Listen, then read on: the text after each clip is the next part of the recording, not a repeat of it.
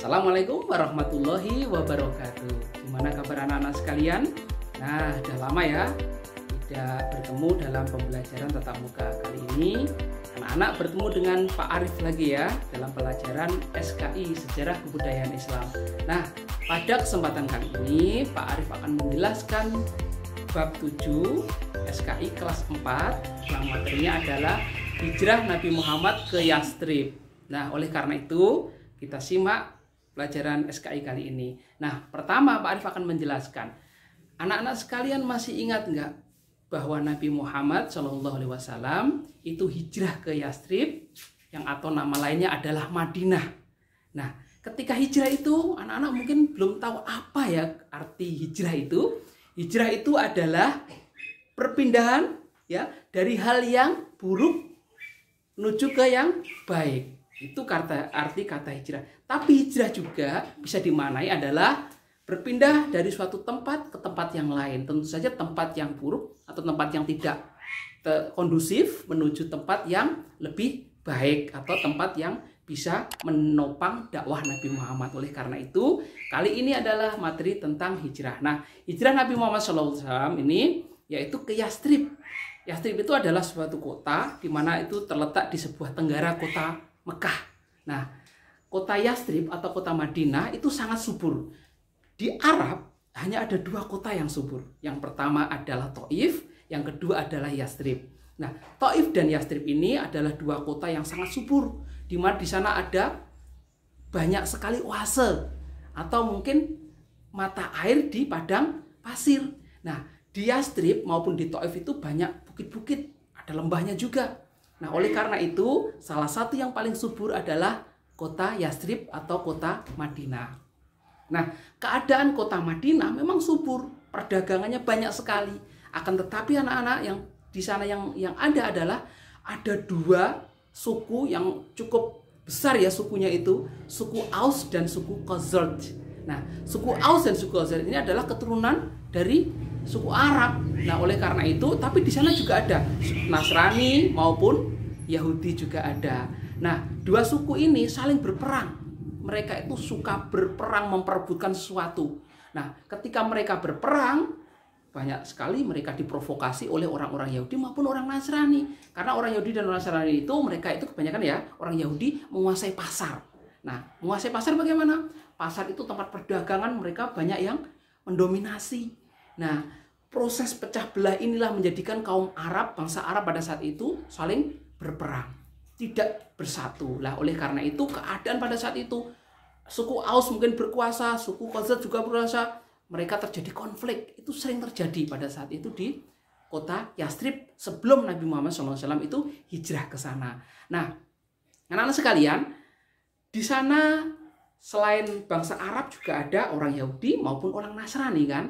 Nah, ketika di sana itu mereka suka berperang, nanti hijrahnya Nabi membalik semuanya itu. Yang tadinya suka berperang menjadi suatu bangsa yang mana di dalam naungan Islam mereka bersatu di bawah kepemimpinan Nabi Muhammad SAW.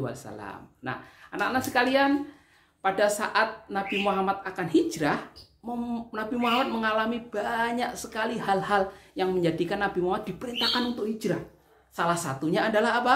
Banyak tentangan dari kaum kafir Quraisy. Tentangan itu apa tentangannya? Mereka, kaum muslimin dan Nabi Muhammad suka dihina, diejek, dicaci maki, bahkan sampai diancam dibunuh. Bahkan sudah ada yang dibunuh. Contohnya masih ingat keluarga siapa? Keluarga Sumayyah. Sumayyah ini istrinya, suaminya namanya siapa? Yasir. Mereka itu dibunuh karena tidak mau keluar dari agama Islam. Sampai apa cara membunuhnya? Itu orang-orang kafir Quraisy itu pakai itu yang sangat tajam dan tajam itu ditusuk di kepalanya Sumayyah dan Yasir, hingga anaknya si Ammar itu diancam juga, awas kamu, kalau kamu nanti tidak mau keluar dari agama Islam akan kubunuh seperti ibumu dan bapakmu, yaitu Sumayyah dan Yasir. Tapi Ammar itu karena ketakutan, akhirnya Ammar namanya berpura-pura. Pura-pura apa? Pura-pura ya sudah saya keluar dari agama Islam, tapi pura-pura saja. Nah, biar apa? Biar selamat. Nah, itulah tentangan-tentangan yang dihadapi oleh kaum muslimin pada saat di Mekah. Oleh karena itu Nabi Muhammad diperintahkan oleh Allah untuk berhijrah. Yang hijrah siapa? Yang hijrah adalah pengikutnya dulu. Kaum muslimin dulu hijrah. Satu persatu mereka hijrah itu tidak berkelompok, tapi sendiri-sendiri. Bahkan mereka itu hijrah itu tidak membawa bekal yang banyak. Cuma baju di pakaian, makanan secukupnya saja. Pada saat itu Nabi Muhammad hijrahnya memang belakangan. Belum diperintahkan oleh Allah untuk hijrah langsung. Biarkan pengikutnya dulu. Pada saat itu orang-orang kafir Quraisy sedang bermusyawarah, yaitu tempat gedung namanya Darun Najwa. Mereka itu merencanakan aksi. Ini Muhammad ini mau diapakan ini? Ada yang usul, ya sudah kita usir saja dari kota Mekah. Tapi banyak orang yang menolaknya. Kenapa mereka menolaknya? Mereka menolak khawatir kalau nanti diusir dari kota Mekah, mereka itu menyusun kekuatan, malah kita yang repot. Akhirnya Abu Jahal pada saat itu mengusulkan, ya sudah Muhammad ini kita bunuh saja. Ketika bermusyawarah sudah ada beberapa pendekar ya namanya Al-Gojo yang akan membunuh Nabi Muhammad SAW. Maka rumahnya Nabi Muhammad dikepung itu oleh orang-orang kafir Quraisy, jagoan-jagoannya itu. Nah, dikepung mau dibunuh. Dan Nabi Muhammad pada saat itu mendapatkan wahyu dari Allah untuk hijrah. Nah, untuk hijrah kemudian memanggil sepupunya namanya Ali yang pada saat itu berada di rumahnya. Kamu tidur di tempat tidur saya, berselimut pakai selimut saya. Jadi dikira itu masih tidur Nabi Muhammad.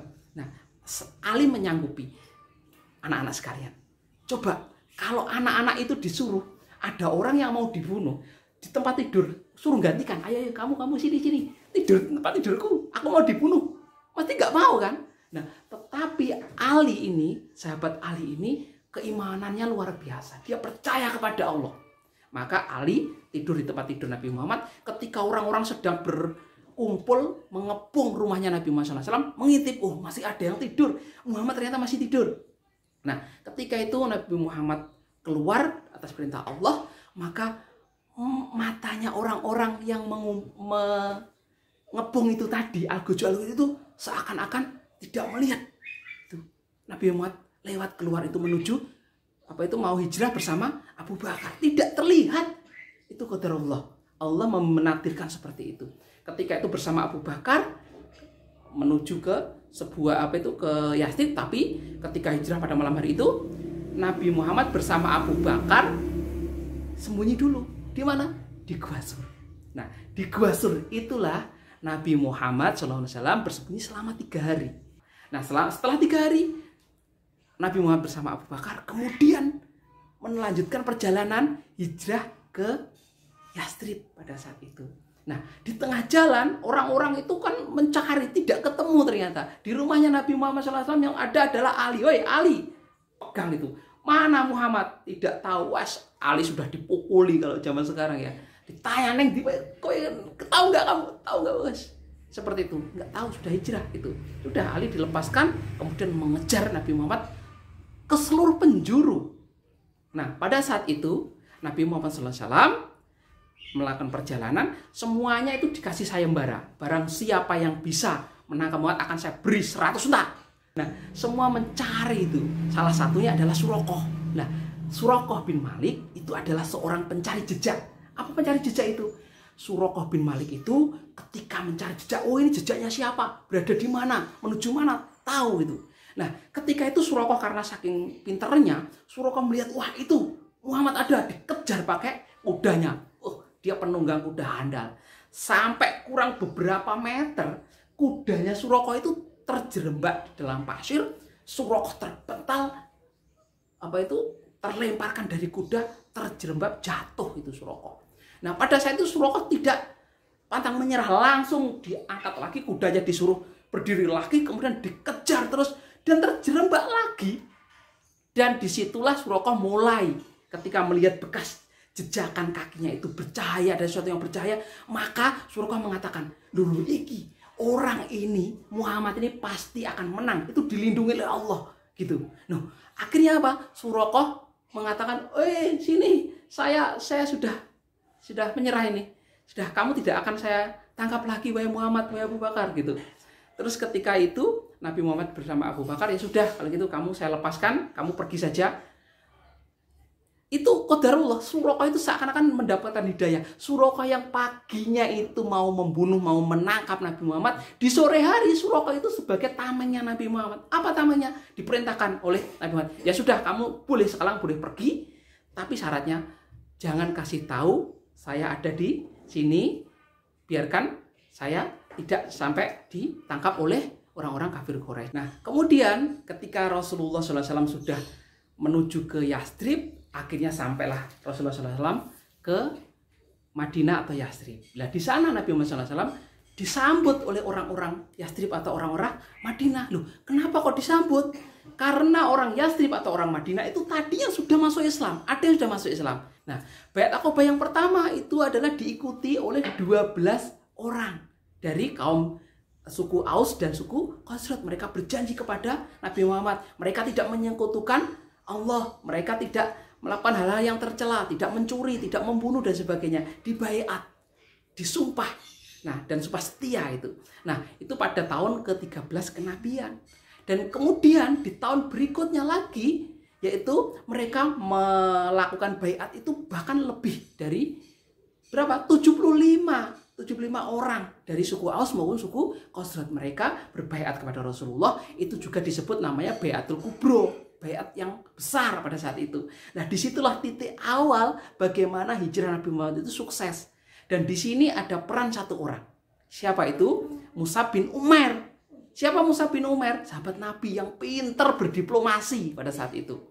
Nah, Baiat Aqabah yang pertama maupun Baiat Aqabah yang kedua itu luar biasa dampaknya setelah Nabi Muhammad hijrah disambut itu. Nah, anak-anak dari beberapa penjelasan Pak Arif tadi, anak-anak bisa mempelajari, melihat buku kembali, kita pelajari, kita jawab pertanyaan-pertanyaan yang ada di buku tentang bab 7 hijrah Nabi Muhammad SAW ke Yastrib atau ke Madinah. Pak, namanya Yastrib atau Madinah, Pak? Gitu ya.